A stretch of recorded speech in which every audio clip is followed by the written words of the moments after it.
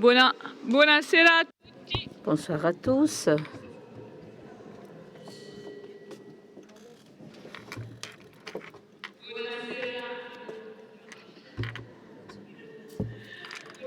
Bonsoir à tous. Je suis Claire Piodet, conseillère culturelle à l'ambassade de France, directeur de l'Institut français Italie. Je vous donne la bienvenue au nom de l'ambassadeur, M. Christian Massé, qui va nous rejoindre sous peu. Je suis très heureuse d'être avec vous aujourd'hui au Palais Farnèse. Bienvenue à tous.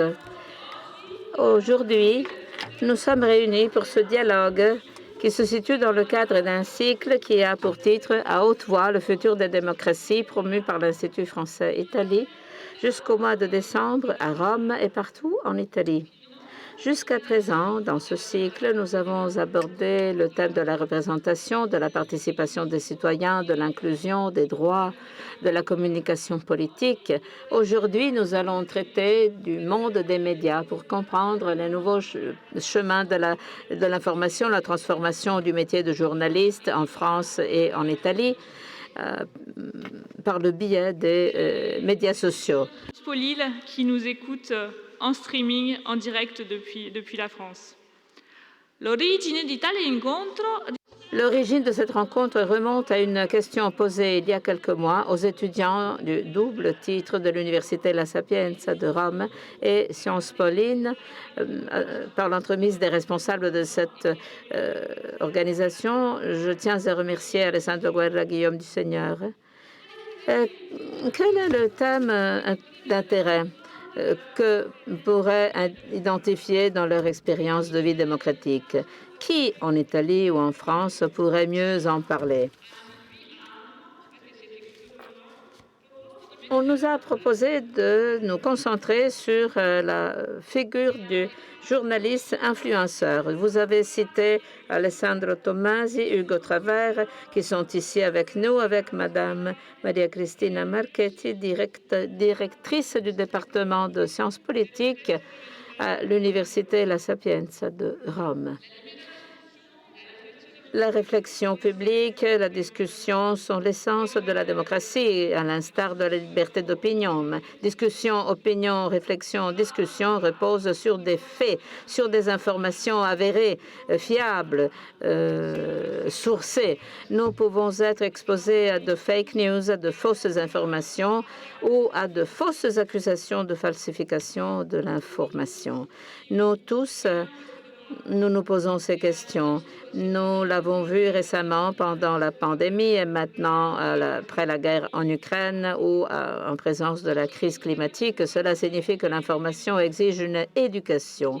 Nous tous, que nous soyons jeunes ou adultes, nous apprenons chaque jour à faire la part entre le vrai et le faux, à nous interroger pour savoir d'où vient l'information, à établir des hiérarchies entre les niveaux des commentaires, des analyses et des nouvelles. À l'époque du numérique et des algorithmes, la masse critique de la quantité d'informations est un enjeu pour la politique, sa valeur et pour la vie démocratique.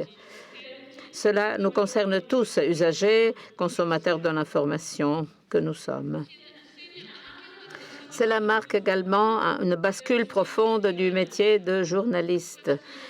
Que signifie être journaliste par le biais des médias sociaux? Dans quelle mesure faut-il une réglementation n'allant pas à l'encontre de la liberté d'expression?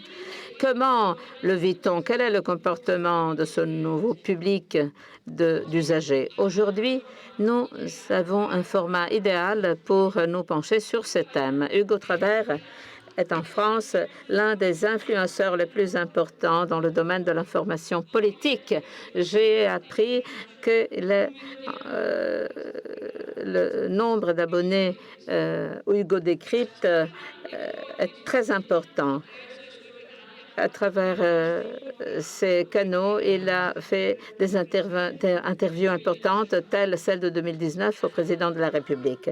Alessandro Tomasi, après plusieurs expériences professionnelles au Parlement européen, à la Confindustria et dans d'autres organisations, a fondé en 2019 Will Media, avec différentes plateformes sociales. Il invente lui aussi de nouvelles manières de communication avec le public et il établit un dialogue multidirectionnel avec le public et il sera, j'en suis sûre, en mesure de nous dire ce qu'il comprend de ses motivations, de ses intérêts et comment il essaie d'y répondre.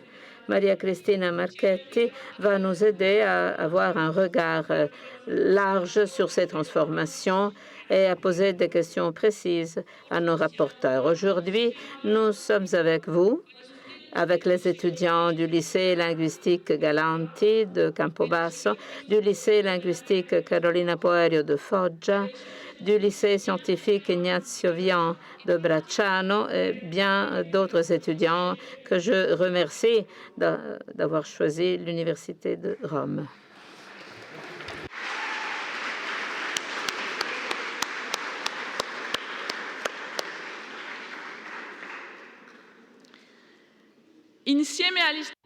Avec les étudiants du double titre de Ciampoli et de la Sapienza, vous aurez la possibilité de poser directement vos questions, de partager votre expérience avec nos rapporteurs et avec nous tous dans la deuxième partie de ce dialogue.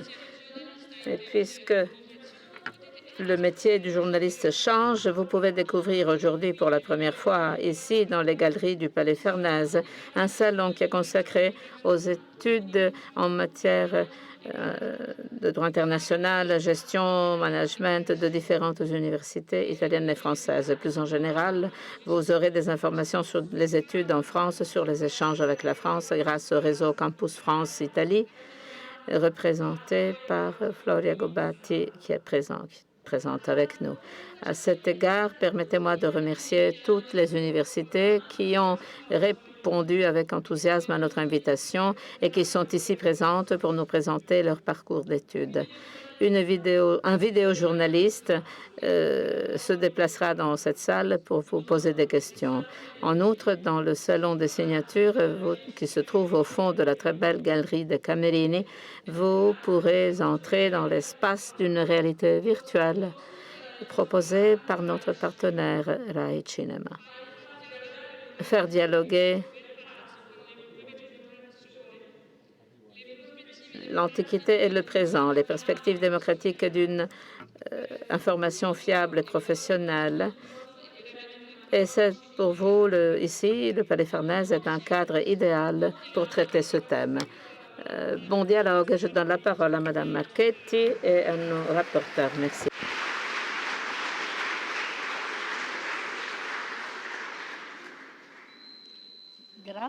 Grazie. Merci, je remercie tous les participants. Je remercie l'ambassade de France, l'Institut de culture française qui a bien voulu organiser cette très intéressante discussion. Je remercie d'avance nos deux invités que j'ai appris à mieux connaître ces derniers jours. Après que je me suis documentée, j'ai passé des heures sur leur page pour mieux comprendre ce qu'ils font.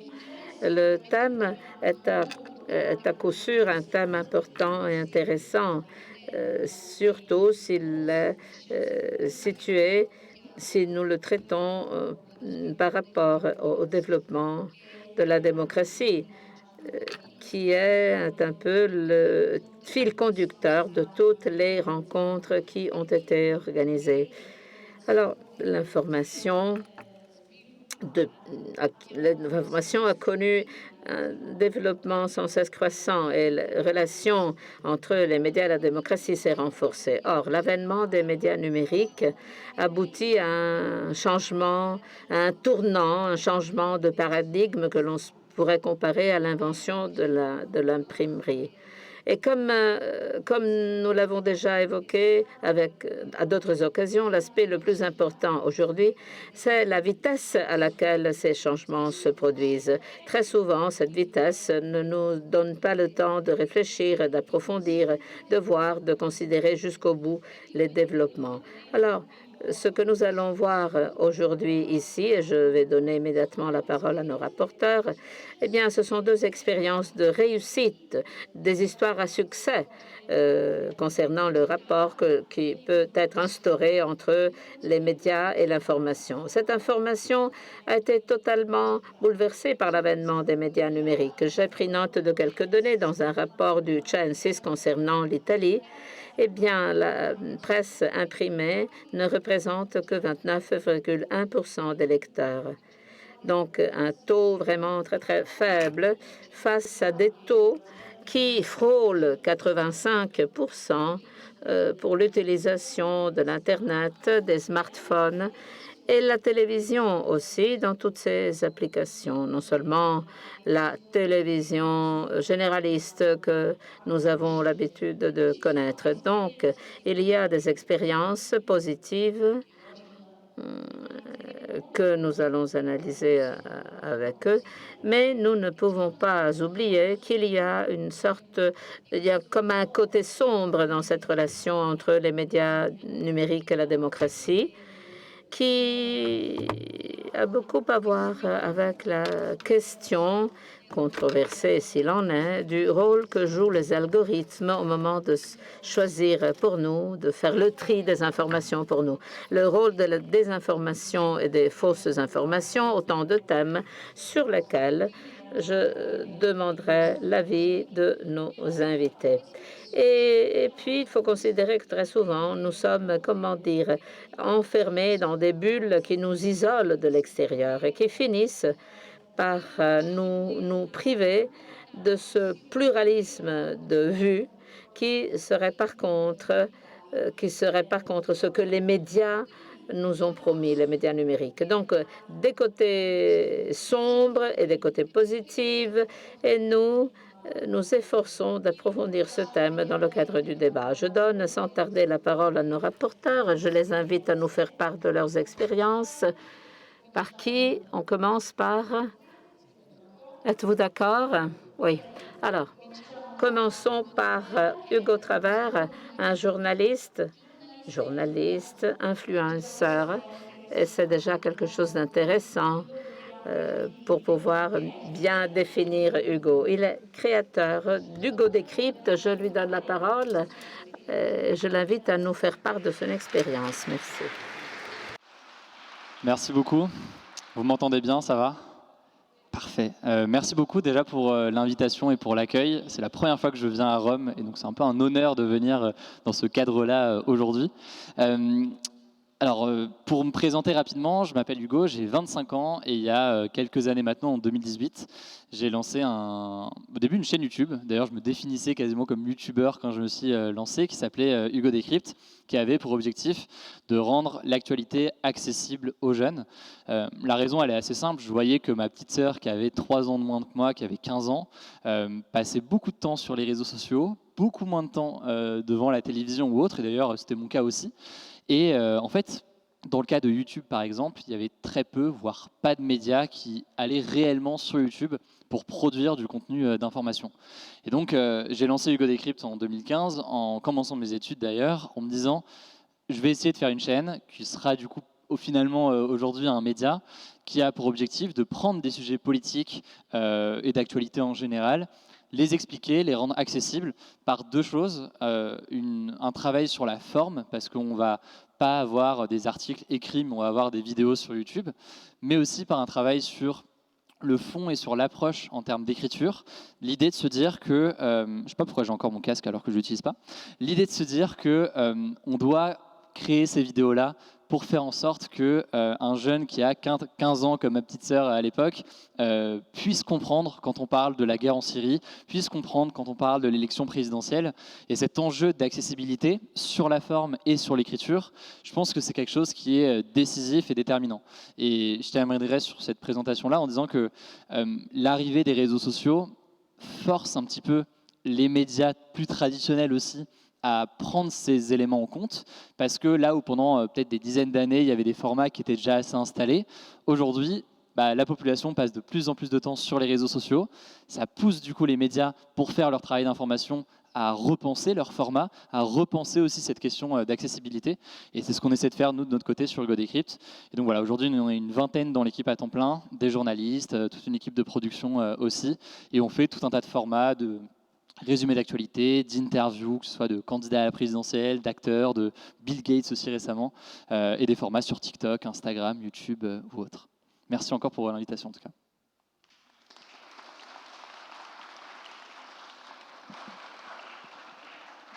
Molto bene, grazie per questa rapida presentazione. Très bien, merci de cette présentation rapide. Je donne la parole à Alessandro Tomasi de Will Media.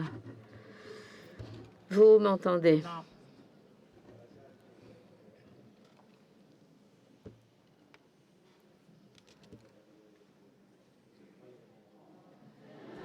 Siamo noi, signora.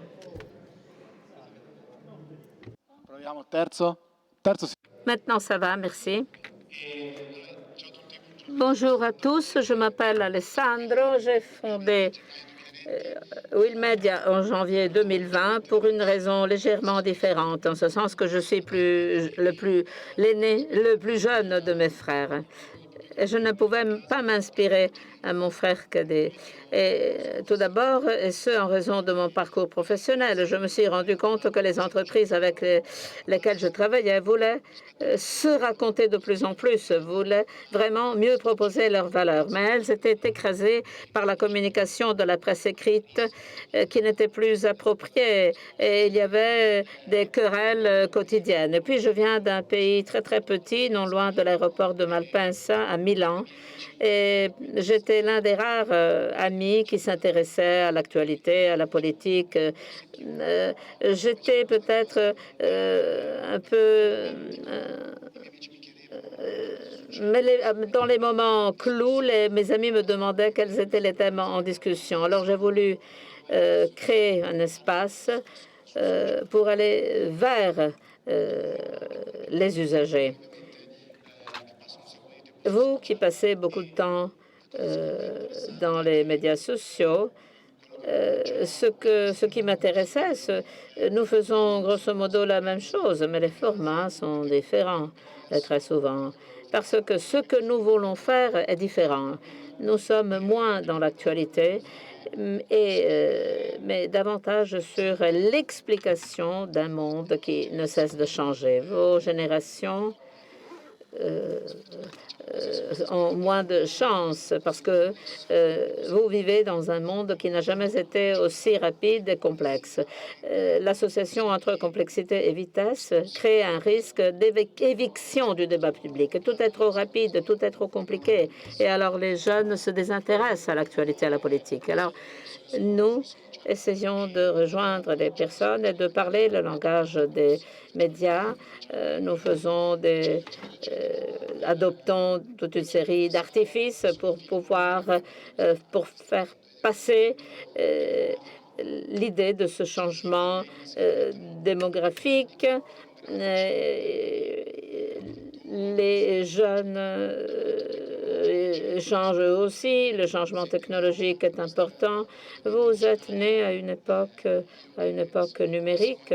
Moi, je vais avoir bientôt 40 ans. J'utilisais des cassettes musicales. Par contre, je retrouve tout dans le cloud. Il y a eu un changement également du point de vue de la sensibilité vis-à-vis du réchauffement climatique. Chacun sait combien cela a coûté en termes d'eau, le chandail que vous portez. Et puis, il y a eu un changement dans la production de la valeur économique. Comment on fait les choses? Eh bien, ces 4 macro-changements ont une influence sur le monde d'aujourd'hui. Alors, nous restons moins sur l'actualité que sur l'explication de ces choses-là. Alors, nous ne racontons pas ce que déclarent les hommes politiques, mais notre approche est différente. Et je voudrais savoir ce qu'en pense Hugo, mais je ne pense pas que cette bascule est imputable aux médias sociaux. Mais c'est la numérique qui a imposé la numérisation. Les journaux ne sont plus sur support papier et cette nouveauté change également l'offre qui est faite. Il y a des titres sur lesquels on a toujours la tentation de cliquer dessus. Et donc, si vous cliquez, vous payez la publicité. Mais pour ce faire, il faut être rapide. Par contre, le modèle de business change dans le social. Hugo ne fait pas du clickbaiting parce que ce n'est pas là son intention, ce n'est pas là la valeur que nous souhaitons créer. Et je voudrais vous offrir une donnée, ou plutôt deux données. La première, si vous regardez les journaux, je ne vous demande pas de lever la main. Qui d'entre vous lit des journaux sur papier? L'âge moyen a augmenté après cette levée de main.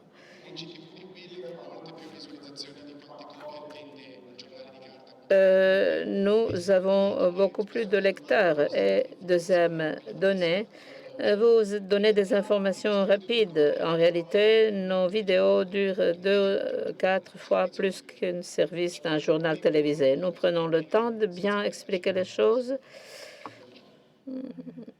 sans renoncer à la vitesse, qui est très importante au niveau de la communication. Merci à vous deux pour cette présentation. Eh bien, maintenant, je voudrais essayer de lancer quelques éléments de réflexion. Vous avez évoqué deux sujets importants, le problème de langage différent. Vous êtes obligé à adapter le contenu au langage. Vous êtes obligé d'expérimenter de langages nouveaux. Comme l'a dit Hugo, et Alessandro aussi a évoqué ce même sujet. Et puis, puisqu'on parle d'information, en l'occurrence, il faut s'occuper du problème des sources. Des sources, c'est un problème très important. Vous êtes deux exemples de désintermédiation de l'information. Et c'est un sujet qui met en cause la profession de journaliste, le rôle du journaliste, tel que nous sommes habitués à le connaître.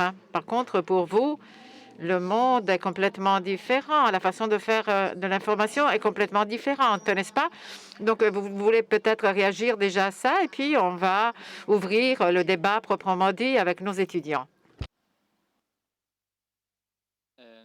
Non, effectivement, c'est un vaste sujet. On pourrait en parler pendant longtemps, mais dans mon cas, j'ai commencé tout seul, et c'est pour ça que je me définissais à l'époque comme youtubeur. Et aujourd'hui, finalement, on a une équipe, on a une rédaction, on est une vingtaine de personnes à temps plein, je le disais, dont beaucoup de journalistes qui parfois sont passés par d'autres médias. Ce qui a changé, je pense, dans notre travail, c'est cette vigilance-là sur le format, pour une raison très simple. On est obligé de faire attention à la forme, beaucoup plus peut-être qu'il y a encore quelques années, si on veut que notre contenu, en l'occurrence dans notre cas de l'information, soit accessible par ceux qui nous suivent au quotidien. Le dernier exemple en date, c'est sûrement l'émergence d'un réseau social comme TikTok. TikTok s'est apparu en l'espace de 2 ans dans le quotidien de beaucoup de jeunes, et pas que des jeunes d'ailleurs. Je le vois dans mon cas personnellement, il y a 2 ans, je voyais ça d'un regard un peu lointain en me disant que c'était un truc pour les gamins et c'était pas pour moi. Aujourd'hui, je passe peut-être plus de temps sur TikTok que sur plein d'autres réseaux sociaux. Et quand on voit ça, ça nous force, ça nous pousse en tant que médias à se réinventer et à faire en sorte que nos contenus d'information soient aussi présents sur des plateformes comme TikTok, parce que c'est une plateforme aujourd'hui qui est massivement utilisée par les jeunes.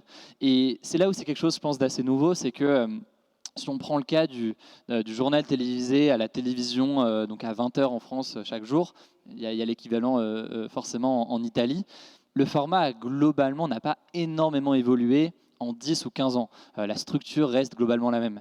De notre côté, quand on a un réseau social comme TikTok qui émerge, on est obligé de repartir quasiment de zéro. On ne peut pas juste mettre un format qu'on a mis sur YouTube, sur TikTok, parce que ça ne fonctionnera pas. Il faut tout repenser. Alors pas sur les règles journalistiques, parce qu'elles doivent rester, et c'est l'élément commun à tous les contenus. Mais sinon, sur la forme, on est obligé de tout réinventer à chaque fois. Donc, je ne sais pas dans mon cas si c'est une forme de désintermédiation ou de changement là-dessus. Je pense que c'est surtout l'émergence de nouveaux acteurs dans le domaine des médias. Et d'ailleurs, ce parallèle qu'on peut faire dans mon cas sur la question de l'information, où j'ai démarré tout seul, et aujourd'hui j'ai une équipe, et effectivement, on se retrouve à avoir dans certains cas, une audience plus importante que des médias qui sont présents depuis longtemps. C'est quelque chose qu'on observe dans tous les domaines. Le domaine du divertissement, d'ailleurs, est souvent le premier qui a ce chemin-là. On a des youtubeurs en France qui, au départ, commençaient tout seuls. Aujourd'hui, ils sont beaucoup plus suivis que toutes les chaînes d'information, enfin toutes les chaînes de divertissement, parce qu'ils peuvent faire des dizaines de millions de vues sur leur contenu. Ils ne sont plus tout seuls.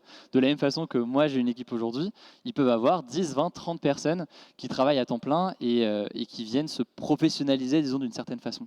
Je ne sais pas si ça répond exactement à la question, mais ça peut être quelques éléments de réponse ici.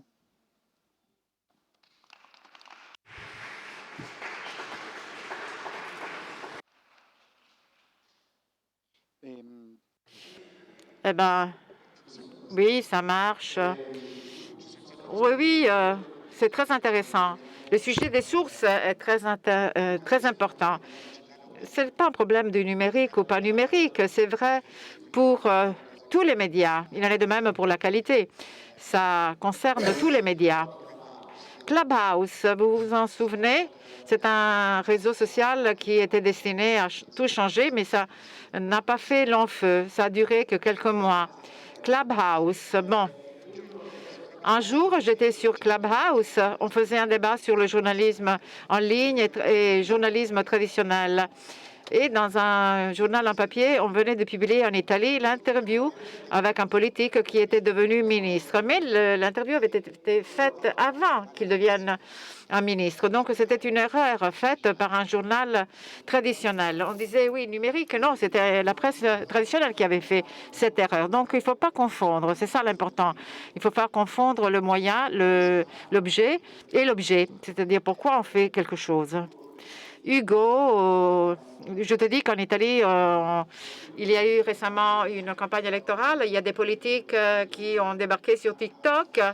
Ils disaient, normalement, TikTok, on fait des choses qu'on n'est pas capable de faire. Et on essayait d'imiter les jeunes. Et les jeunes n'étaient pas contents, n'est-ce pas?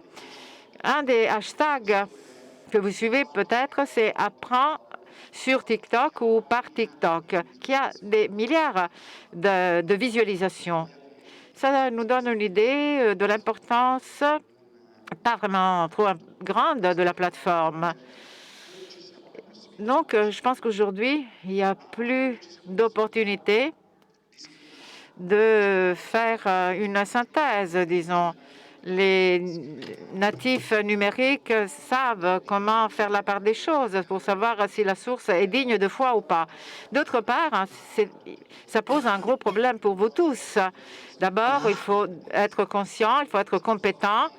Et alors, si je vais peut-être vous donner un petit conseil. Il faut se poser des questions. Posez-vous des questions. Vous devez vous poser encore plus de questions que je ne le faisais moi quand j'étais jeune. Qui me dit ça? Pourquoi elle me dit ça? C'est qui me dit ça? Je pense que le numérique est un outil extraordinaire d'information. Et puis, madame, vous avez évoqué l'identité, le rôle influenceur, journaliste, peu importe. L'important, c'est le message. Et pourquoi elle me dit ça? Si c'est suffisamment transparent en me disant ça.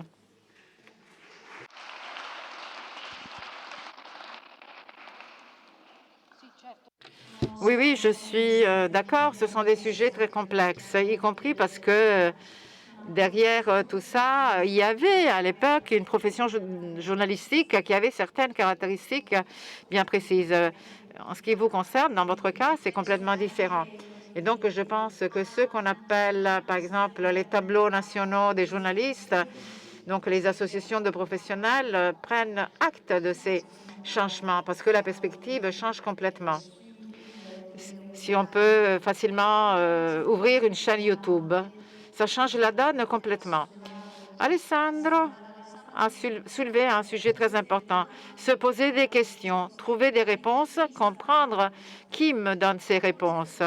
Peut-être de ce point de vue-là, on devrait franchement, même dans les écoles, lancer une sorte de formation aux médias. Les médias, il faut les étudier, il faut comprendre leurs mécanismes, leur langage, y compris pour apprendre à comprendre qui est la source, qui me donne l'info. Et donc, Il faut que on évite le risque de se perdre, de s'égarer, surtout si les usagers sont très jeunes et que les jeunes sont obligés de se confronter avec une information sans contexte ou hors contexte. Je ne sais pas si on veut déjà lancer le débat avec nos étudiants. Donc nous, on arrête peut-être un peu de dialoguer et on commence à donner la parole Vous m'entendez? aux étudiants. Alors, donc nous souhaitons tout d'abord remercier nos 3 formidables intervenants, donc Hugo Travers, Maria Cristina Marchetti, Alessandro Tomasi, pour avoir vraiment contribué et donné vie à notre projet, donc, que nous avons pensé tous les 5. Donc voilà, nous sommes les 5 étudiants du double diplôme entre Sciences Po Lille et Sapienza, donc Stefano, Elisa, donc Julien, pardon, et Andrea, et donc moi-même Stella. Vous allez nous voir plus tard sur les stands. Donc nous allons ouvrir cette phase de questions par une question que nous allons tout d'abord poser. Vous pouvez bien sûr poser les questions à la fois en français ou en italien si vous le souhaitez. Donc Stefano, tu peux... Vediamo se funziona. Mi sentite tutti bene? Vous m'entendez? Oui, oui. Alors, je me permets de poser la première question aux 2 speakers. Vous avez dit que l'information de qualité est plus accessible et c'est grâce à vous. À travers quelle méthode, à travers quels outils pensez-vous qu'il y a plus d'intérêt de la part des jeunes pour consommer l'information? Votre activité, est-ce qu'elle a peut-être contribué à réduire l'abstention ou l'abstentionnisme de la part des jeunes, donc promouvoir une plus grande participation aux élections, au vote lors d'une élection? Oui, ok, bon. Je commence par la fin. L'abstention ou l'abstentionnisme, le taux d'abstention. Non, malheureusement, la réponse est non. On nous dit que les jeunes ont voté comme les autres générations plus âgées. Donc, on n'a pas vraiment réussi. Mais je pense qu'il est fondamental d'accompagner chaque génération en utilisant leurs méthodes, leurs outils. Et je pense qu'en tout cas, de notre part, on a pu avoir un impact pendant ce mois de campagne électorale. Sur Instagram, on a fait 120 millions d'impressions ou impressions. Donc, on arrive à toucher à beaucoup de jeunes, de 80% de moins de 35 ans. Donc, en ce qui concerne les outils ou les méthodes, comme l'a dit Hugo, c'est très compliqué parce que les instruments, les outils changent sans cesse. Les stories, les histoires. Donc l'outil matériel, l'outil physique, l'outil numérique plutôt, monsieur se corrige, ne cesse de changer. Donc nos plateformes doivent s'adapter aux outils les plus performants et les plus utilisés. Sur cette question de l'abstention, de la même façon pour commencer, en France, l'abstention était très élevée encore, notamment et surtout d'ailleurs chez les jeunes, ce qui montre un enjeu majeur, mais ce qui est assez drôle, c'est qu'à chaque élection, que ce soit présidentielle ou autre, on a des discours, que ce soit de politique ou autres, qui vont, quelques jours avant le vote, 2 jours avant le vote, dire « allez voter les jeunes, c'est important ». Et sans quoi j'ai toujours cru, c'est que ce discours-là était assez inutile, dans le sens où il était inutile s'il ne s'accompagnait pas d'un vrai travail d'éducation aux enjeux liés à ces élections, d'explication des programmes des différents candidats. Il n'y a aucune raison qu'un jeune aille voter à une élection quelle qu'elle soit s'il n'est pas au courant des différences entre les candidats, s'il n'est pas au courant de la différence entre la gauche, la droite, les différents courants de pensée, ou même des débats qui se jouent sur certains grands enjeux. Et c'est ce qui fait que l'information est à la base de l'engagement, qu'il soit à travers le vote ou qu'il soit de d'autres façons. Ce qu'on voit d'ailleurs, c'est que cette abstention, elle est due, du coup, je pense, à un manque d'information, d'où ce travail qu'on fait, nous, sur la chaîne, pour essayer d'expliquer, dans le cadre de la présidentielle, par exemple, d'interviewer tous les candidats à la présidentielle, comme on l'a fait, d'aller expliquer les programmes des différents candidats. Mais ça montre aussi autre chose, ça montre, je pense, une forme de changement dans la façon dont notre génération veut s'engager. Certes, le vote est une option, est une possibilité, une façon de s'engager, mais il y en a d'autres, et un engagement en ligne, par exemple, peut exister, peut avoir d'ailleurs un impact. On a le cas en France de pas mal de mobilisations qui se sont faites quasiment exclusivement en ligne et qui ont mené à des changements sur pas mal de sujets, et donc ça montre aussi un changement dans la façon dont les jeunes s'engagent. Dans notre cas, il y a eu Par exemple, sur la présidentielle, comment est-ce que ça s'est traduit? On a essayé de pousser des formats de décryptage, donc d'explication, de présentation et d'analyse des programmes des candidats à l'élection présidentielle, que ce soit sur des formats assez longs sur YouTube ou sur des formats beaucoup plus courts sur TikTok.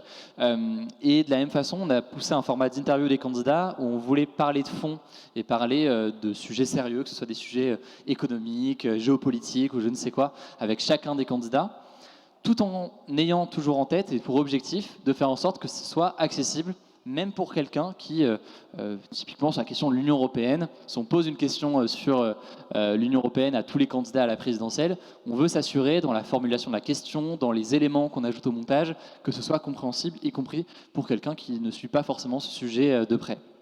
De notre côté, ça a été une réussite dans le sens où on a réussi, ça a été le format le plus suivi pendant l'élection présidentielle, le format d'interview en ligne qui a été le plus suivi avec, je crois, quasiment 100 millions de vues cumulées.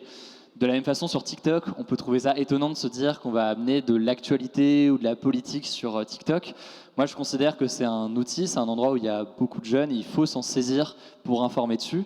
De la même façon, en un an, on a dépassé le milliard de vues cumulées sur TikTok. Donc on voit que c'est des réseaux, des endroits dont il faut se saisir pour amener cette question de l'information. Mais encore une fois, c'est peut-être pas suffisant parce qu'il y a une question plus large, qui est une question de désintérêt vis-à-vis des personnalités politiques, pas forcément la politique ou l'actualité en général, mais les personnalités politiques ou le fonctionnement tel qu'il est aujourd'hui.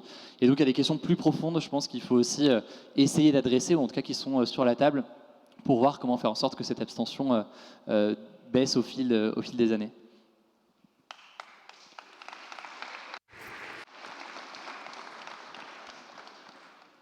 Alors, nous vous écoutons pour les questions.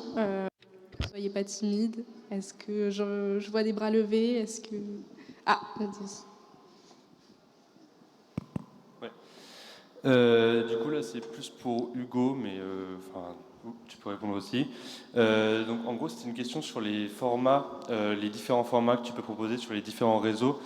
Là, on parle des réseaux sociaux en général, mais bon, il y a quand même une différence entre les différents réseaux, à savoir que YouTube, celui par lequel tu as commencé et qui reste quand même le principal, il permet de faire des trucs plus longs, d'expliquer de manière plus longue, de faire des interviews longues. Et est-ce que, du coup, je pense connaître déjà la réponse, mais est-ce que tu vois quand même que YouTube est plus intéressant pour créer une opinion des jeunes qui soit plus nuancée et plus développée? Et est-ce que tu pourrais développer un peu les avantages et inconvénients des différents réseaux? Et est-ce que tu vois un danger dans les réseaux comme Twitter ou TikTok qui vont vraiment, on va dire, empêcher la nuance et aller vraiment droit au but à chaque fois? Ou est-ce que tu vois aussi des avantages? Non, c'est une excellente... Merci. Vous m'entendez ou pas? Oui, c'est une excellente question. Merci pour ça. Les différences entre les réseaux sociaux, on se la pose tous les jours et on le disait, on doit constamment être en train de réfléchir aux différents formats qu'on peut inventer sur chaque réseau social pour toucher parfois des publics qui sont différents. YouTube aujourd'hui, c'est clairement le format où on a le plus de temps parce qu'on peut faire des formats qui sont longs, voire très longs.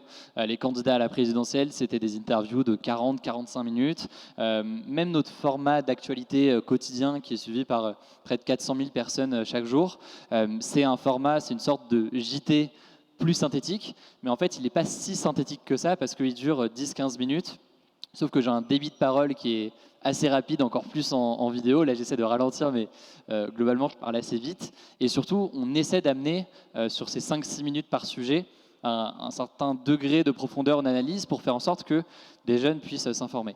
Donc, YouTube, clairement, est la plateforme qui permet le plus d'approfondir les sujets. TikTok, c'est souvent une question qui est posée de se dire mais est-ce que c'est vraiment sérieux d'aller faire de l'information sur TikTok alors que les contenus vont faire en moyenne peut-être 45 secondes. Je considère qu'il faut y aller parce que c'est une porte d'entrée déjà qui est intéressante pour ces sujets d'actualité. Il y a certains sujets qui sont plus durs à traiter en 45 secondes, donc parfois d'ailleurs on ne les traite pas, ou alors on renvoie vers d'autres contenus qu'on peut faire sur YouTube, mais ça reste une excellente porte d'entrée et un format qui est possible pour certains sujets. Et surtout, c'est pas tout à fait la même audience, et il faut en être aussi assez conscient. Je sais que même quand j'avais lancé ma chaîne YouTube, mon format c'était vraiment 5 minutes sur un sujet, et je faisais chaque semaine comme ça une vidéo sur un sujet différent, et j'avais quand j'avais eu des premières interviews par des médias plus traditionnels, j'avais eu des journalistes qui me disaient mais 5 minutes sur un sujet, c'est pas sérieux, c'est pas assez, c'est pas suffisant. Et je répondais mais deux choses. Déjà, quand vous regardez un journal télévisé, un sujet dans le JT, ça dure pas plus de 2-3 minutes, donc on est sur finalement la même longueur. Et par ailleurs, ça reste une porte d'entrée qui est intéressante. C'est trop facile, entre guillemets, de se dire non mais il faut absolument, pour s'informer sur le conflit israélo-palestinien, lire 3 bouquins et regarder 10 documentaires, sinon on n'est pas assez informé. D'accord, sauf qu'en même temps, tout le monde ne le fait pas aujourd'hui, donc il faut bien aller trouver des formes pour donner envie à une partie de la population d'aller s'informer. Et donc, dans le cas de TikTok, c'est cette même réflexion, c'est l'idée de se dire on va aller quand même dessus, on ne pourra pas tout faire. C'est évidemment assez exigeant, c'est presque plus dur de faire une bonne vidéo sur TikTok que de faire une vidéo de 45 minutes sur YouTube, parce que le choix des mots, il ne faut pas induire en erreur sur les sujets, donc c'est un vrai défi. Mais je pense qu'il faut essayer de le relever. Et par ailleurs, du coup, c'est un public qui est plus jeune sur TikTok, un public qui s'informe moins de base. Là où YouTube, on le voit dans le profil, c'est un public un peu plus âgé, qui est souvent a fait des études ou quoi. Sur TikTok, c'est beaucoup plus large. Ça peut être des gens passionnés de politique, comme ça peut être des gens qui sont au collège et qui sont tombés sur un TikTok un jour, se sont mis à nous suivre et maintenant se mettent à s'informer. Et pourquoi pas après en parler avec leurs parents ou autres, ou avec leurs amis. Donc je pense que c'est une bonne porte d'entrée qu'il faut en tout cas dont il faut se saisir.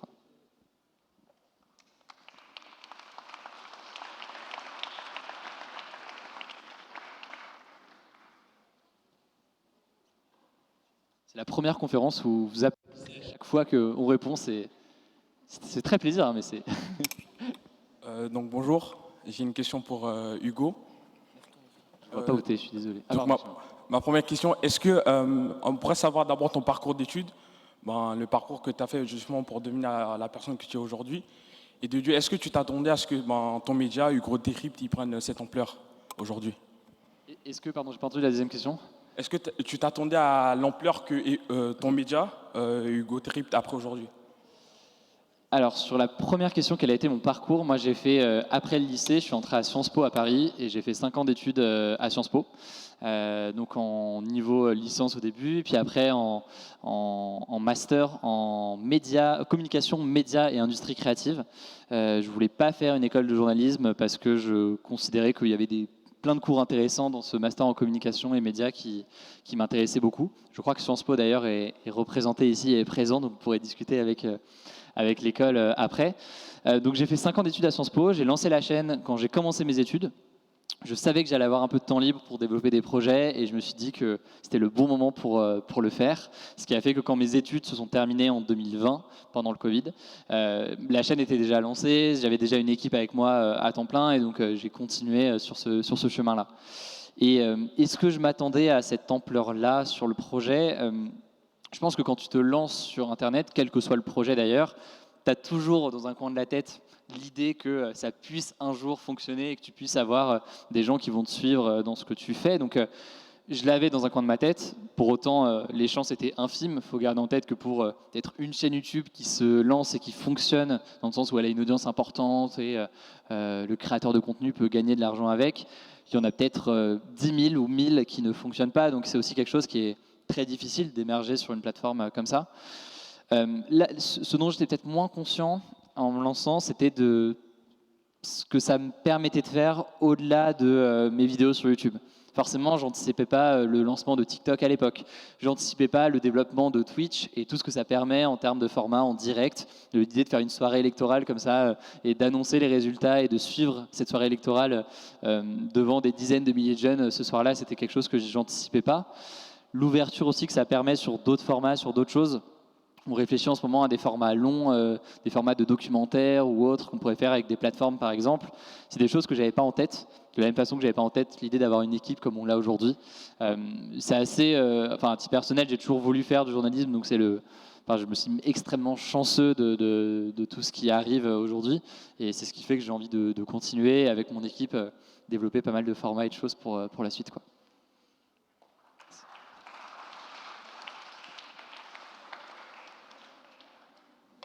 Posez vos questions en italien pour les lycées. Alors, il y avait une question juste avant ici. Oui.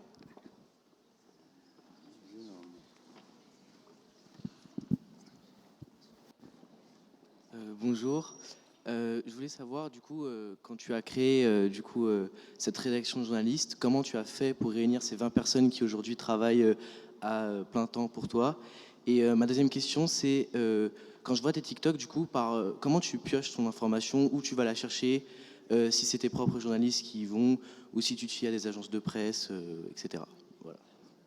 Merci beaucoup pour la question. Et je pense que d'ailleurs, je serais curieux d'avoir aussi ta réponse sur la question de l'équipe. Comment est-ce que de ton côté, combien vous êtes aujourd'hui et comment est-ce que vous vous organisez? De mon côté, ça s'est fait progressivement dans le sens où j'étais étudiant pendant les 5 premières années de la chaîne. J'ai pas été dans un modèle comme peuvent l'être certains médias, qui consiste à lever des fonds, donc lever de l'argent pour ensuite recruter des journalistes et ensuite espérer un jour s'en sortir financièrement et avoir un modèle économique tenable, parce que c'est un vrai enjeu pour les médias d'arriver à se financer et arriver à tout simplement payer l'équipe et produire tout ce contenu-là. Dans mon cas, la chance que j'ai eue, c'est que j'étais étudiant, donc j'avais un peu 5 ans devant moi pour pousser ce projet en parallèle à mes études. J'avais peu de moyens et je considère que ça a été une chance aussi. En fait, le fait de m'être lancé sans avoir d'ailleurs même de caméra ou de Mac pour monter, parce que je faisais ça avec un ami, ça m'a forcé dès le début à me dire qu'est-ce qui est intéressant pour ceux qui me suivent, qu'est-ce qui est efficace aussi au vu du temps que j'ai, au vu du peu de moyens que j'ai pour produire du contenu. C'est ce qui a fait que très rapidement, j'ai réalisé que je ne pouvais pas faire dans l'immédiat plus d'une vidéo par semaine sur YouTube, parce que produire de la vidéo, ça prend du temps, ça coûte cher, ça demande beaucoup de moyens. Et assez rapidement, je me suis lancé sur Instagram, à l'époque en 2017, en me disant Instagram, oui, c'est une plateforme de photos, mais ça peut aussi être une plateforme d'information. Et au lieu de mettre des photos, on peut mettre du texte pour donner des résumés quotidiens d'actualité. Et je me suis dit, c'est un format qui ne coûte pas trop cher à produire, que je suis capable de faire moi-même en parallèle à mes études. Donc, je vais aller le faire. Et cette logique d'efficacité, je pense qu'elle nous a permis assez tôt de trouver un modèle économique qui était tenable, avec la monétisation, donc les pubs qui s'affichent avant les vidéos, avec aussi des partenariats qu'on peut avoir dès qu'on juge que c'est approprié, c'est-à-dire que il y a une adéquation en termes de valeur, en termes de mission avec ce qu'on fait de notre côté. Et donc, on a pu avoir cette forme d'efficacité qui nous a permis de recruter un premier journaliste, puis 2, puis 3, puis ainsi de suite. Et voilà, pour te répondre sur cette question-là, c'était très progressif. Ça a beaucoup grandi sur la dernière année, parce qu'on est passé de 4-5 personnes à 20 personnes. Mais c'est parce qu'il y avait la présidentielle, la croissance est quasi exponentielle, donc forcément, il fallait aussi agrandir l'équipe pour produire tout ce contenu-là. Mais c'était progressif au départ.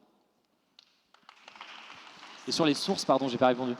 Sur la question des sources, je pense que c'est similaire à tous les médias, c'est-à-dire que on a des fils d'infos qu'on suit, on a des travaux de recherche qu'on peut regarder quand c'est nécessaire. On passe aussi beaucoup de temps finalement à regarder ce qui se dit sur les réseaux sociaux, non pas pour parler de ce sujet parce qu'ils en parlent sur les réseaux, mais pour être vigilant notamment sur les rumeurs ou sur les fausses informations qui peuvent circuler. Je prends le cas, je sais pas, d'un sujet sur je sais pas, je n'ai pas en tête, là, sur la guerre en Ukraine, on va régulièrement même se forcer à taper des mots-clés liés au sujet sur Twitter pour voir si jamais il y a des rumeurs qui circulent, des fausses infos qui circulent, des questions, tout simplement, que les gens se posent, et faire en sorte que dans le traitement de notre sujet, on aura adressé ces quelques points qui circulent auprès des jeunes notamment. Et autrement, c'est assez similaire à d'autres médias, hein. C'est un travail de journaliste. Aujourd'hui, moi, je suis plus le seul à le faire, heureusement, parce que sinon, je pourrais pas être là. Je devrais être en train de tout préparer avec mon équipe au quotidien. Donc, on est 7-8 journalistes à travailler dessus, et c'est essentiel pour faire tous ces contenus-là sur les réseaux. Et Alessandro, sur l'équipe, si tu veux.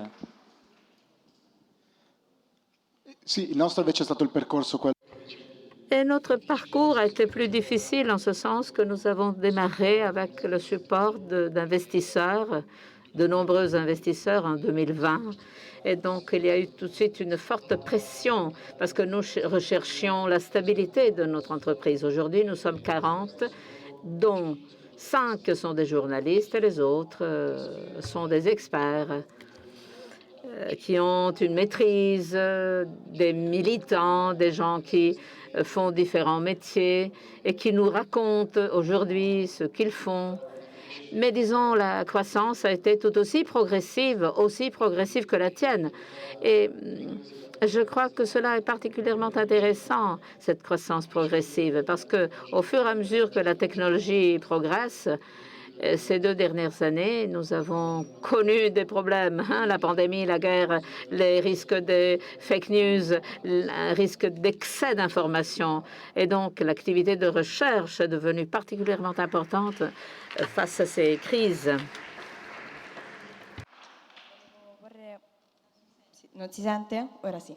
Vous m'entendez? Oui, je voulais poser une question à Alessandro en vertu de cette complexité de Will Media. Aux yeux d'un follower de ma génération, cette réalité paraît très institutionnalisée ou qui finira par s'institutionnaliser. Quelles sont vos perspectives?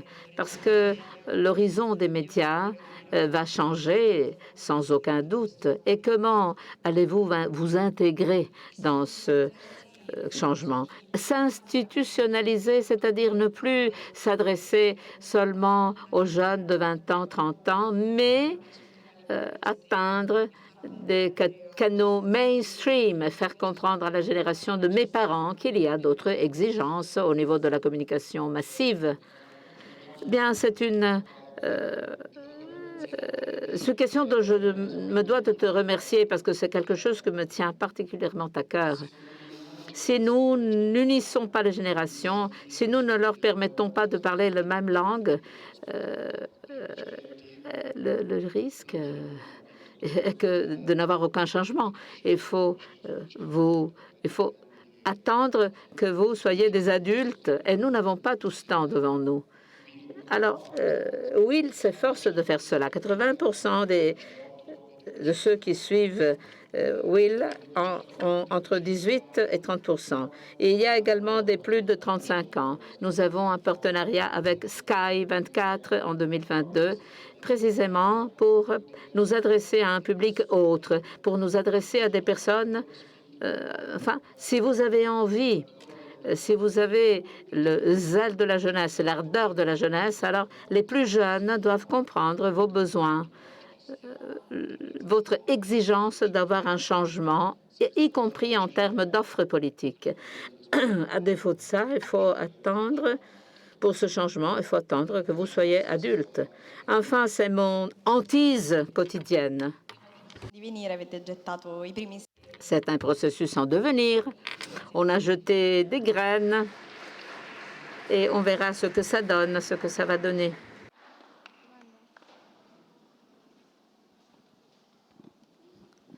Una domanda? Une question?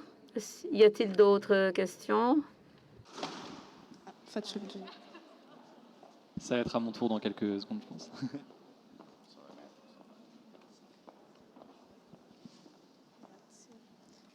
Je voulais savoir si vous n'avez jamais censuré pour quelque information que vous avez lancée sur les réseaux. Réponse décevante, mais non. On n'a jamais eu de censure, quelle qu'elle soit. Alors, la censure pourrait venir de 2 côtés, 3 côtés, disons. Premier côté, potentiellement des politiques. Deuxième côté, des entreprises ou autres, et des acteurs économiques. Et troisième côté, les réseaux sociaux en tant que tels. Sur les entreprises ou autres, c'est jamais arrivé. Ce qui a pu arriver parfois, mais c'est assez normal et logique, c'est qu'on traite d'un sujet, quel qu'il soit, et que d'un scandale sur une entreprise, et que dans la foulée, on soit contacté par cette entreprise qui veut s'expliquer, qui veut donner des informations supplémentaires ou autres. Au final, c'est assez normal tant que ça reste dans ce cadre-là, et ça n'a jamais dépassé ce cadre-là, donc c'est assez logique. Pour les politiques, de la même façon, on n'a jamais eu ni de censure, ni de pression, ni de quoi que ce soit. Et c'est tant mieux là aussi, je pense que c'est une excellente chose. Et d'ailleurs, dans les interviews des candidats à la présidentielle qu'on a eu l'occasion de faire, c'est une question qui revient souvent. Les candidats n'avaient pas accès aux questions avant l'interview, et c'est un principe qui pour nous était assez essentiel, de faire en sorte que le candidat de toute façon se doute bien qu'il va s'adresser à des jeunes, donc certains sujets risquent de venir, mais autrement ils n'ont pas accès aux questions. Et ça me paraît assez essentiel pour nous en tant que médias, parce qu'on a une responsabilité vis-à-vis de notre public qui nous suit, qui est parfois jeune, d'ailleurs jeune ou pas jeune, on a une responsabilité qui est présente. Et j'ai toujours dit, même à mon équipe, que on allait faire lors des élections notamment des interviews de candidats à la présidentielle, mais qu'on avait cette responsabilité-là, qu'on avait du coup des règles qu'on devait fixer dans le cadre de ces interviews, et que si certains candidats n'étaient pas partants à l'idée de respecter ces règles, notamment le fait de ne pas avoir les questions avant, en fait tant pis, on ne ferait pas cette interview-là, ça ne me gêne pas en soi, je préfère qu'on garde ces règles-là en nous, et ça me semble assez essentiel. Donc pas de problème particulier du tout, et même les politiques en général ont toujours été OK à l'idée de faire face à ces exigences-là, parce que je pense qu'ils sont aussi conscients qu'ils ont intérêt à venir sur notre chaîne pour essayer de parler à un public qui est différent, donc ils acceptent ces règles-là. Le dernière forme de censure potentielle peut venir des réseaux sociaux, et c'est peut-être la plus intéressante ou la plus... je dirais pas la plus dangereuse, mais où l'enjeu est plus important. Parce qu'on poste sur ces réseaux-là, on parle parfois de sujets qui sont sensibles, et ces réseaux sociaux ont des politiques de modération qui peuvent les pousser à ne pas, à vouloir supprimer certains contenus, à vouloir baisser ou limiter leur visibilité. C'est pas forcément pour des questions de censure d'ordre politique, avec un réseau social qui va vouloir taire la parole sur tel ou tel sujet. On n'a jamais été censuré sur YouTube en parlant d'un scandale sur YouTube. On n'a jamais été censuré sur Instagram en parlant de quelque chose qui se passait mal sur Instagram. Même chose sur TikTok. Mais les réseaux sociaux ont des enjeux importants, notamment vis-à-vis des annonceurs, donc ceux qui diffusent des publicités, à ne pas avoir de contenu qui soit sensible ou autre. Et dans ce cadre-là, ils peuvent être amenés parfois à limiter la portée de certains contenus sur des sujets sensibles. Le meilleur exemple, ça a été pendant le Covid, au tout début du coronavirus et de cette épidémie. YouTube notamment limitait pas mal ou démonétisait notamment des contenus qui étaient liés à ce sujet-là, pour limiter en fait le risque que des comptes ou des personnes propagent des vidéos pleines de fausses informations sur le Covid et se fassent de l'argent sur des fausses infos.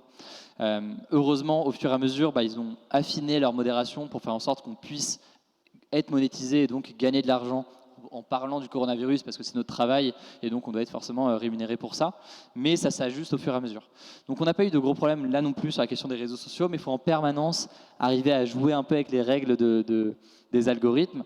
Dernier exemple, et après je laisse la parole, mais sur TikTok par exemple, étant donné qu'il y a un public qui est jeune, TikTok fait très attention aux mots, que ce soit des insultes, des mots en tout genre qui pourraient être jugés sensibles. Et de la même façon sur les sujets, parler de guerre ou autre, ça peut parfois être difficile sur TikTok. Du coup, on a des petites ruses qu'on met en place de notre côté, à mettre vous l'avez peut-être sûrement déjà vu sur notre compte ou sur d'autres, à mettre des étoiles dans certains mots à la place de lettres, pour qu'il n'y ait pas le mot guerre, mais donc on met une étoile pour que le mot ne soit pas visible, pour faire en sorte que l'algorithme ne détecte pas ces mots-là, et que le contenu du coup passe à travers ces filtres de modération. Mais voilà, c'est des petites ruses qu'on a au fur et à mesure et qu'on met en place.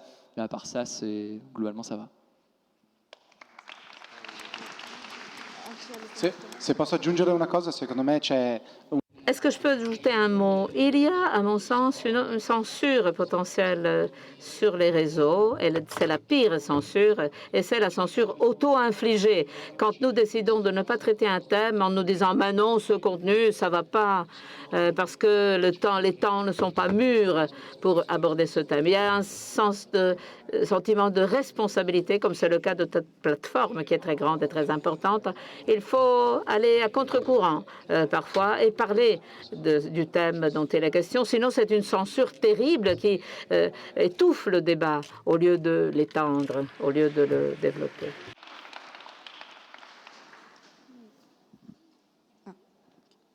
Salve,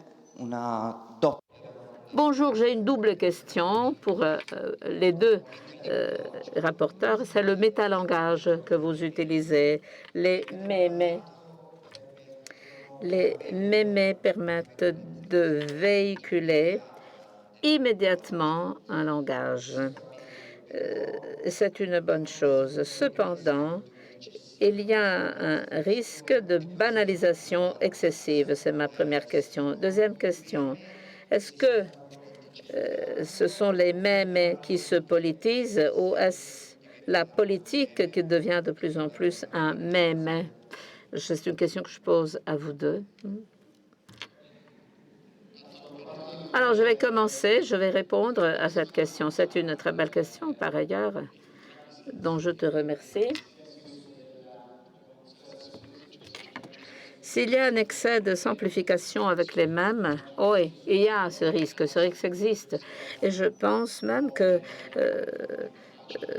c'est plus facile de faire engagement, like, on met un mème. Il faut un équilibre. On fait un mème et ensuite un carrousel, et dans les diapos qui suivent, tu peux mieux expliquer ce que tu voulais dire. Mais très souvent, la capacité de faire un mème qui ne soit pas satirique, ironique, mais sur le fond, c'est très compliqué. Pour susciter le sourire, il faut qu'il soit très bien conçu. Ce n'est pas même les mêmes que fait Sapore di Male pour ceux qui suivent cette page. Un mème qui fasse comprendre l'actualité. Et pour ce faire, ce mème doit être compréhensible, riche, utile pour ceux qui ne connaissent pas l'information ou la nouvelle. C'est très compliqué et risqué même. D'autre part, dans certains cas, pourquoi faire des mèmes? La politique est allée plus loin que les mèmes comme attitude dans certains cas, mais d'autre part, c'est un outil de communication pour la politique. C'était Bloomberg, si j'ai bonne mémoire, lors de la campagne de la présidentielle démocratique aux États-Unis, les primaires démocratiques, qui avait adopté Factory comme plateforme pour pour spammer des mèmes. De cette manière, tous savaient qu'il y avait également sa candidature. C'est une approche intéressante, intelligente. Et puis, les choses n'ont pas fonctionné parce que sa candidature a été un échec et il y avait quelque chose à réviser. Mais c'est quand même un pas en avant. Et je ne pense pas que la politique puisse se payer le luxe d'utiliser les mèmes d'une manière massive, surtout si oui, la politique peut le faire, mais c'est plus difficile pour un homme politique que pour un média comme Will. Pour la petite histoire, j'avais un exposé sur ce sujet-là il y a quelques années, donc j'ai essayé, pendant que tu répondais, Alessandro, de me replonger dans mon exposé. Il n'y a pas grand-chose qui en est ressorti, mais je vais quand même essayer de répondre. Non, sur la question des mèmes, c'est beaucoup utilisé par les politiques, moins par les médias, je pense. Et ça peut être en soi une arme assez redoutable, à voir quel est l'impact réel, mais en tout cas, on le voit quand même dans sa diffusion et dans sa portée.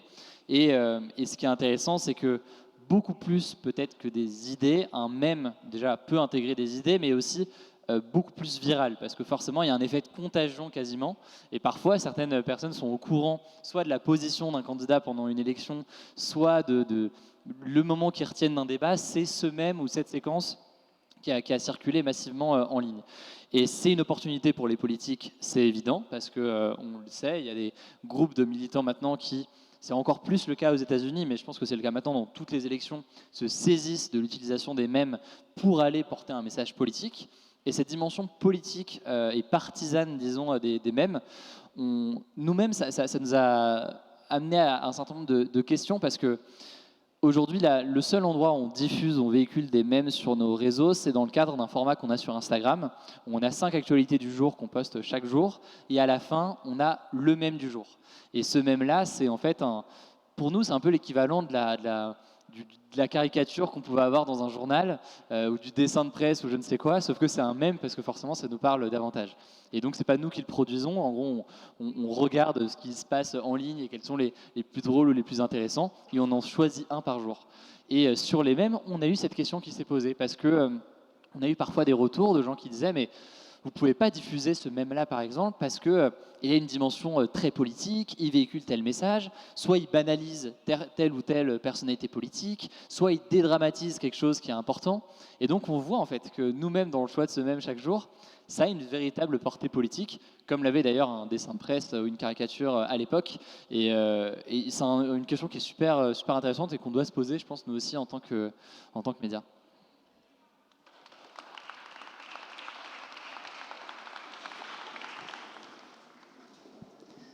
Bonjour. Cette question, elle serait plutôt pour vous, Hugo. Face à la crise de légitimité et de confiance que traversent actuellement les médias, mais aussi suite aux récentes polémiques concernant l'ingérence de milliardaires français dans le monde médiatique, pensez-vous qu'un modèle comme vous, bon, pas vous, mais votre chaîne Hugo Décrypte, donc le média, serait une réponse viable pour pallier ces crises et constituerait aussi une sorte de journalisme du futur? Ce serait très, très prétentieux de dire ça pour moi, mais merci beaucoup pour la question. Je pense que Internet a permis l'émergence de pas mal de nouveaux médias qui ont dans leur ligne éditoriale des lignes différentes. On peut penser, aujourd'hui sur Internet, on peut avoir un Mediapart qui a un modèle payant par abonnement et qui fait de l'enquête, comme on peut avoir Hugo Décrypte, donc notre chaîne aujourd'hui, comme on peut avoir un Combini ou un Brut ou certains médias plus traditionnels qui se mettent sur les réseaux. L'enjeu pour moi, il ne tient pas tant à avoir un seul modèle au sein de notre société, parce que ça, pour moi, ça n'a pas de sens. Même ça n'aurait pas de sens, selon moi, d'avoir que des Mediapart, pour donner cet exemple-là, parce que Mediapart, par exemple, fait un gros travail d'investigation et d'enquête, mais par exemple beaucoup moins sur cette question de la diffusion à grande échelle de l'information, parce que c'est un modèle par abonnement, donc il faut payer pour accéder au contenu, et donc leur enjeu est moins là-dessus. Et typiquement, je me suis déjà retrouvé à discuter avec certains journalistes qui disaient, mais il y aurait des choses intéressantes à faire, est-ce que nous on fait ce travail d'enquête et d'information, et vous êtes en mesure, via la portée que vous avez aujourd'hui et votre travail de vulgarisation, à le porter à une échelle qui est plus grande dans le sens en termes d'audience. Donc pour moi, il n'y a pas un seul modèle qui est parfait ou qui est bon.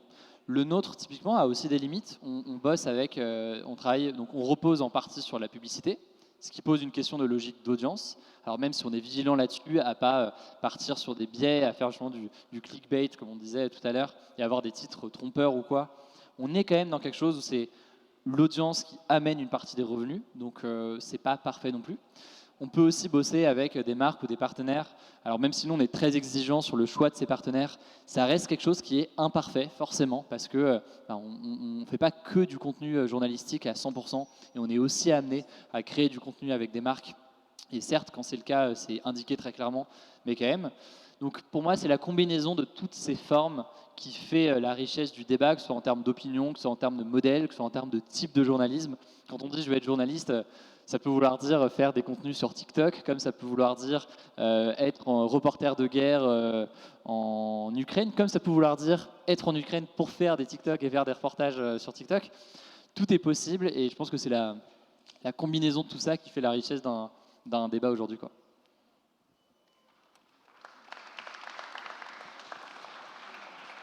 Est-ce que je peux ajouter une chose? La monétisation des infos, des news, n'existe pas en tant que telle, sauf avec les abonnements ou l'achat de la copie, etc. Donc, depuis toujours, on a cherché sans cesse de nouveaux modèles. Dans la presse écrite, il y avait la page de pub, et puis il y a ce qu'on appelle les advertoriales, donc des mix d'infos et de publicité. Donc le journaliste écrit, mais on ne sait pas s'il a écrit pour faire de la pub ou pas, donc il y a un manque de transparence. En général, quel est le risque? C'est qu'on ait de grandes entités qui font des médias, qui font des infos et font de l'entertainment et qui font des bénéfices. Et ce n'est pas pour tout le monde, ça. Un outil merveilleux, c'est les newsletters. Je ne sais pas si vous les utilisez, si vous les lisez.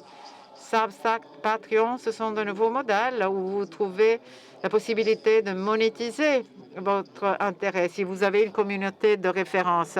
Je fais des gâteaux et je montre au monde comment je peux faire des gâteaux. Donc, si vous vous abonnez à ma chaîne, vous pourrez suivre tout ça.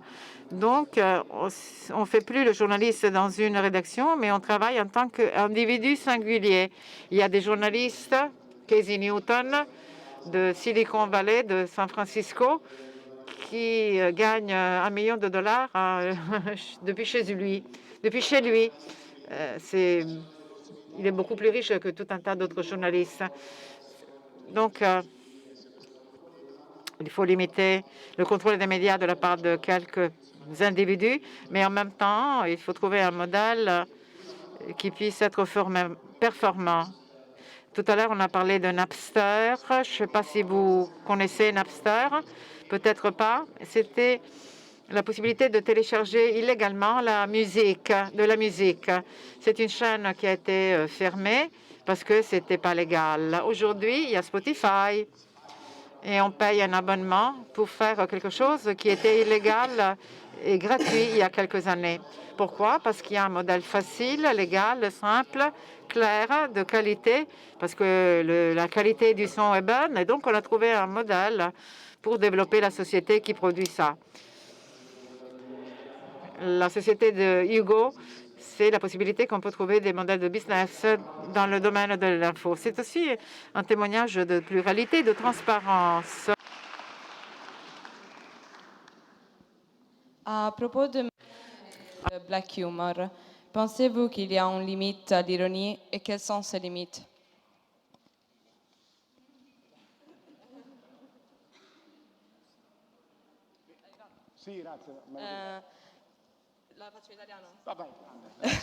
A proposito di meme e... À propos de mèmes, de black humor ou d'humeur noire, quelles sont les limites de l'ironie?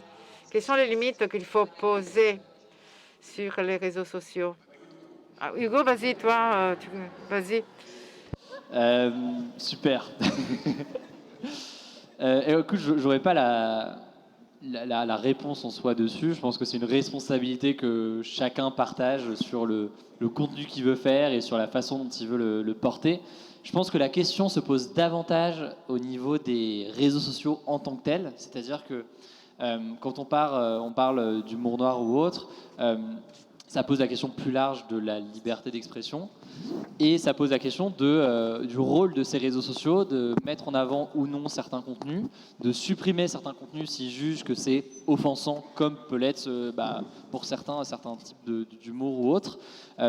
Et c'est intéressant parce que les réseaux sociaux aux États-Unis notamment sont allés au-delà de la loi telle qu'elle est aux États-Unis. C'est-à-dire qu'aux États-Unis, il y a quand même, en termes de liberté d'expression, une liberté d'expression et de parole qui est beaucoup plus importante qu'en France. Et certains trouvent que c'est bien, d'autres trouvent que c'est beaucoup moins bien, parce que ça donne aussi quelque chose qui est beaucoup plus intense, pour dire les choses comme ça. Et les réseaux sociaux ont fait le choix, par exemple, de supprimer des contenus haineux ou alors justement du contenu humoristique, mais avec une portée qu'elle soit offensante pour certaines communautés ou autres, en disant que ça ne correspondait pas à leurs règles sur tel ou tel réseau social. Et c'est une question intéressante parce que, comme je le disais, aux États-Unis par exemple, les réseaux sociaux dépassent le cadre de la loi tel qu'il est, prennent des initiatives, disent que sur ma plateforme, ça, je ne l'autorise pas. Et la question se pose aussi en France, avec des questions de modération ou autres. Donc je n'ai pas la réponse, malheureusement, c'est peut-être décevant là-dessus sur où doit être la limite. Je pense que c'est à chacun de la fixer en fonction de son public, en fonction de la personne qui les écoute et de leur sensibilité. Mais l'enjeu de modération est quand même assez intéressant à suivre, surtout aux États-Unis en ce moment, avec Elon Musk qui a racheté Twitter il y a quelques jours. Ça pose plein de questions.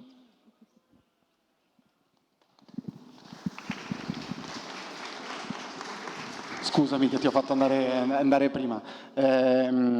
Secondo me il limite... Selon moi, la limite, quelles que soient les communautés, les plateformes, les lignes directrices, la limite est posée par la page qui publie le contenu. Parce qu'on a fait une promesse à son public en disant, moi on utilise ce genre de langage, ce type d'ironie, on a cette mission-là. Et donc le public, la communauté se rallie derrière ça. Donc sur cette page, je m'attends à un certain contenu, sur une autre page, je m'attends à autre chose. Donc à un moment donné, on peut faire des discours haineux, ok, mais s'il y a des règles linguistiques partagées, on peut aller même très loin, sans porter préjudice à la liberté des autres, bien sûr. C'est ça une limite, par exemple. Il y a différentes communautés. Vous aussi, vous appartenez à des communautés différentes à chaque fois que vous suivez un influenceur ou un réseau social. Si on fait quelque chose qui ne correspond pas à vos attentes, eh bien, vous commencez à vous poser la question, mais qu'est-ce qui se passe? Est-ce que ça correspond à ce à quoi je m'attendais? Il en est de même pour l'ironie, des mèmes ou des mimes, comme on dit. Et donc, c'est ça la limite qu'il faut fixer, avec tout le respect qui est nécessaire.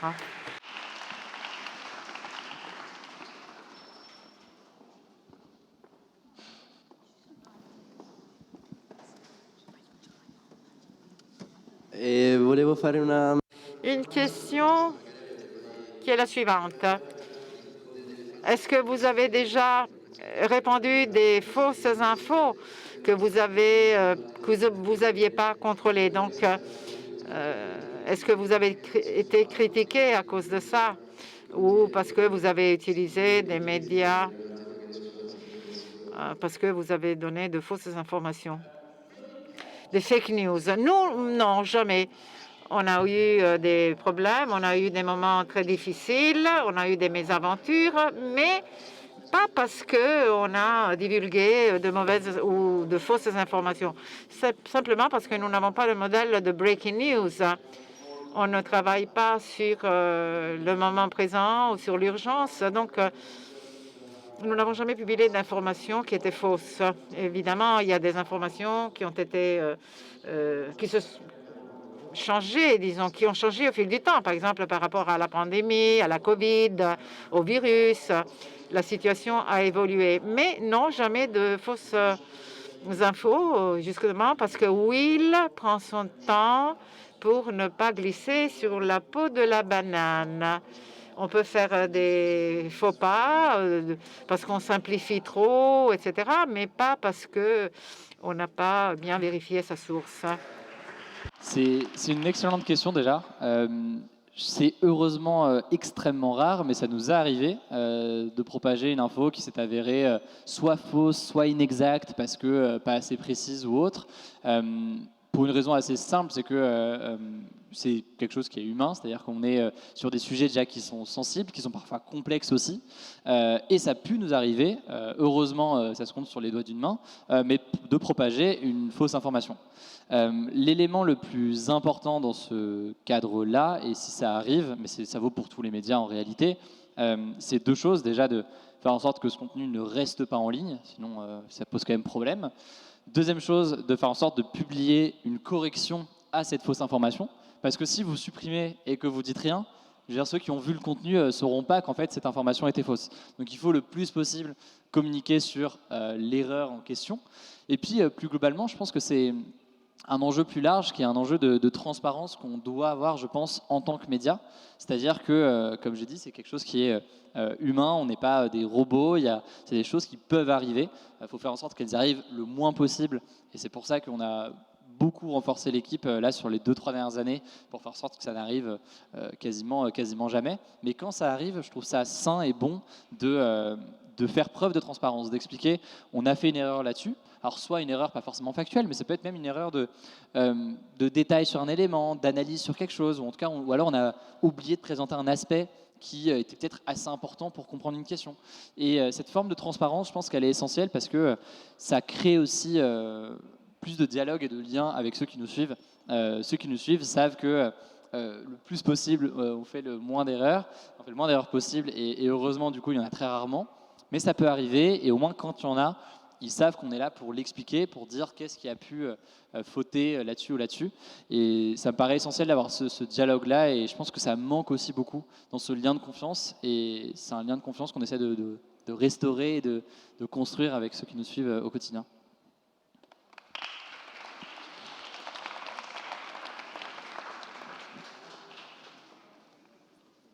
Alors, vous m'entendez?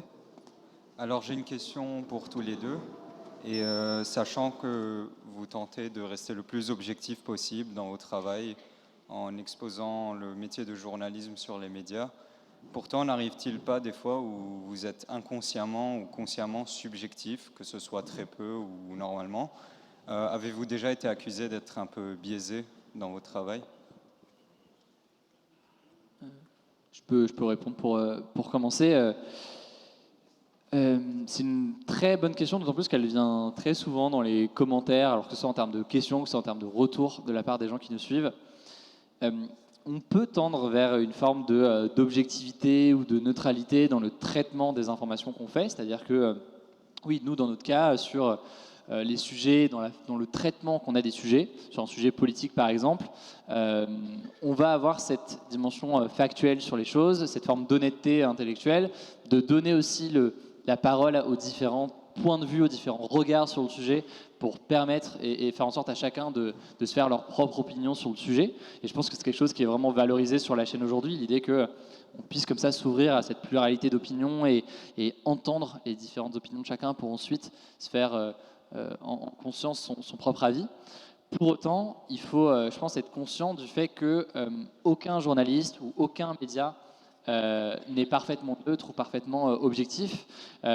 Et non seulement c'est impossible parce qu'on n'est pas des robots, et le simple fait de choisir un sujet, de dire je vais parler de ça plutôt que de ça, c'est un choix, c'est quelque chose de subjectif finalement, et on part nous dans notre cas, c'est notre rédaction et notre équipe, on considère que ce sujet-là, il est plus important que celui-ci, et même dans ce sujet-là, on considère que tel élément est plus important que celui-ci, donc on va mettre l'accent là-dessus.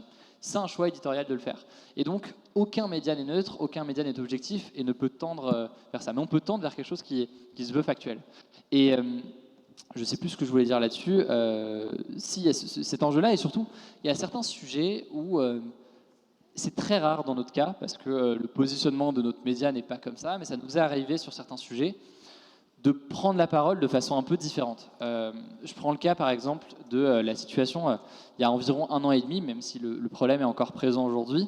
Il y avait un vrai problème en matière de santé mentale chez les jeunes en France, avec en fait un nouveau confinement qui avait entraîné pas mal de jeunes qui continuaient leurs études depuis chez eux.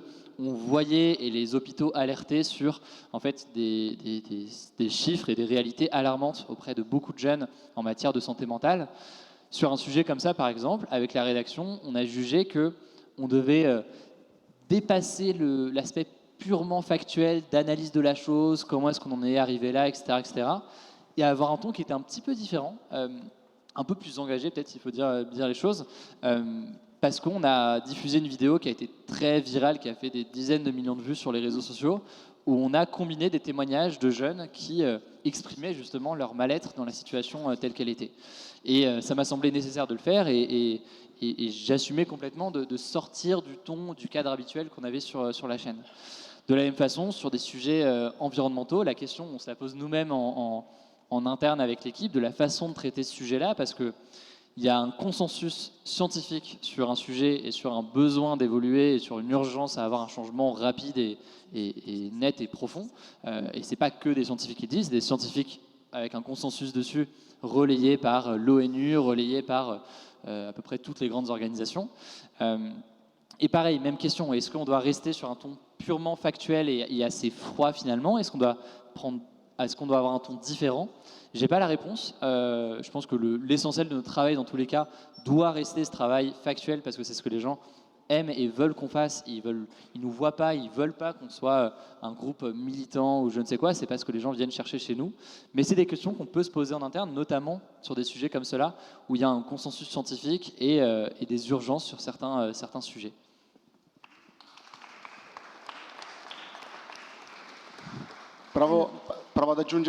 Je voudrais ajouter 2 éléments à ce que Hugo vient de dire. Nous sommes trop d'accord sur trop de thèmes. Et à mon sens, il y a des processus au sein de l'entreprise qui peuvent aider à faire cela. Primo, c'est le moment du tri.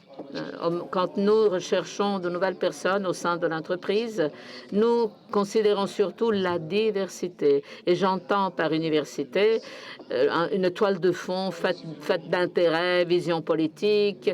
Cela ne signifie pas pour autant être inscrit à tel ou tel parti, mais la sensibilité politique. Cette diversité doit être mise en valeur. Chaque jour, l'équipe tout entière se réunit l'après-midi vers 3 heures pour détruire la planification de la veille. Alors, imaginez que vous avez fait un travail d'équipe, d'avoir travaillé sur quelque chose que les autres essayent de détruire, de démolir. Ceci est accepté parce que notre ambition est de ne publier que ce qui vaut la peine d'être publié. Et à ce moment-là, l'équipe tout entière dit non, ce post, ce contenu, cette vidéo me donne cette réaction, nous avons négligé cette opinion, cet avis, cette donnée. Ce sont 20 personnes qui se bagarrent, dans le bon sens du terme, sur les contenus. C'est un focus group initial pour voir ce qui pourrait se passer après la publication de tel ou tel contenu. Et le troisième élément Et c'est peut-être la chose la plus importante quand on décide de faire cette aventure, une communauté de mêmes médias sur les valeurs, la mission, pourquoi on fait ceci ou cela. Et c'est ensuite la promesse qui est faite à ceux qui nous suivent. Parmi nos valeurs, une de ces valeurs, c'est qu'il n'y a pas de dogme. Il y a des thèses reposant sur des données. Et cela empêche de dire il faut le faire parce que c'est le boss qui le dit. Non, cela vaut pour toute information qui est partagée. S'il n'y a pas de données, c'est une opinion politique légitime, bien sûr, mais qui ne trouve pas de place dans Will. Il faut des données, il faut des sources. La neutralité est importante parce que au cours de ces années, on ne cherche pas la neutralité. On s'attend à l'activisme, au militantisme. Tous doivent prendre position. Mais après, nous demandons la neutralité. Alors, parfois, c'est la recherche d'une confirmation de notre biais. Il faut trouver quelqu'un qui nous donne raison. Par contre, ce que nous devrions rechercher, c'est la source, une source de débat, de pensée, d'enrichissement, de diversité. Will s'efforce de faire cela. Et les commentaires, quelques-uns nous disent que nous sommes trop à droite ou trop à gauche. Finalement, peu importe. Là-dessus, je pense aussi que cette recherche de la neutralité ou de l'objectivité, elle est recherchée par un certain nombre de médias ou de journalistes. Et je pense que, de fait, on tend vers ça clairement avec Hugo Décrypte aujourd'hui. Mais pour autant, elle n'est pas voulue par tous les journalistes et tous les médias. Et ce n'est pas un problème en soi. C'est-à-dire qu'il y a certains médias qui sont clairement, ont une ligne politique aussi qui est affichée, qui est assumée. Certains, d'ailleurs, en France, on entend de plus en plus parler de journalistes militants qui assument quasiment cette double casquette-là. Je pense qu'elle n'est pas problématique en soi. Je pense que c'est une richesse aussi en termes d'approche qu'il ne faut pas hésiter à embrasser, à justement aller regarder des contenus parfois d'opinions qui ne sont pas forcément proches des vôtres. Le seul élément essentiel liant, il y a deux choses. Dans le cas où on est journaliste, il faut certains éléments d'intégrité et de travail sur la déontologie qui sont essentiels, qui font que vous êtes journaliste, sur le respect des sources, sur le traitement des sujets. Il y a des règles qui sont inscrites et qu'il faut respecter en tant que journaliste. Et ça doit être l'élément commun. Et puis, par ailleurs, ce qui est assez essentiel, on en parlait tout à l'heure, c'est un enjeu aussi d'éducation aux médias. C'est-à-dire qu'il y a des médias qui se veulent neutres ou qui tendent vers ça. Il y a des médias qui sont plus inscrits à gauche, à droite ou autre. C'est une réalité. De toute façon, ça va continuer comme ça. Et c'est une bonne chose, je pense. L'enjeu, par contre, c'est de faire en sorte que notre génération, enfin toutes les générations, soient conscientes de ça. Soient conscientes qu'ils se posent cette question, comme tu disais tout à l'heure, qui parle, avec quel regard, quel point de vue, d'où vient tel ou tel discours. Et c'est essentiel, je pense, pour justement appréhender au mieux ce débat politique.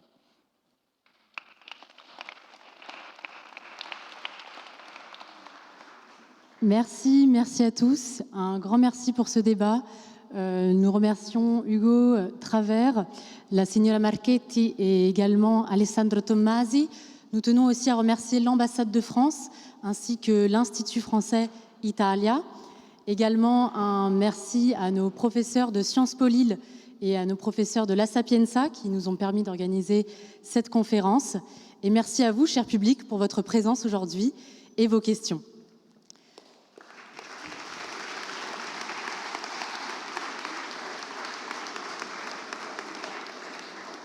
Nous vous invitons à continuer cette journée au sein du salon étudiant qui se déroule dans les galeries juste à côté. Et par ailleurs, nous vous invitons au prochain dialogue du Farnèse la semaine prochaine, mercredi prochain, qui portera sur Marcel Proust à 18h30. Merci beaucoup. Ragazzi, scusatemi, prima di scappare. Avant de quitter la salle, vu que aujourd'hui c'est une journée extraordinaire, nous vous prions de bien vouloir... Oh, je n'entends plus, c'est pour une photo de famille, si j'ai bien compris. Mais maintenant, l'orateur ne parle plus dans le micro.